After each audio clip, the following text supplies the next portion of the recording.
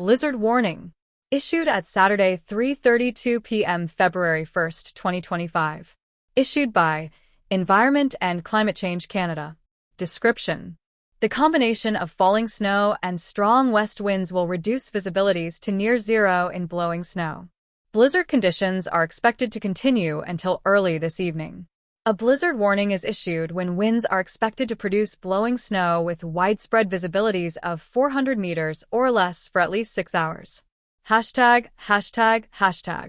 Please continue to monitor alerts and forecasts issued by Environment Canada. To report severe weather, send an email to QCStorm@EC.GC.ca or tweet reports using #QCStorm.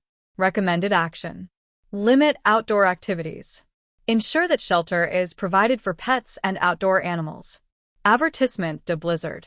Émis le samedi 15h32, le 1 février 2025.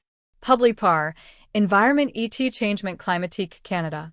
Description: la combinaison de chutes de neige et de vents forts de l'ouest réduira la visibilité à près de zéro dans la poudrerie. Les conditions de blizzard devraient persister jusqu'en début de soirée.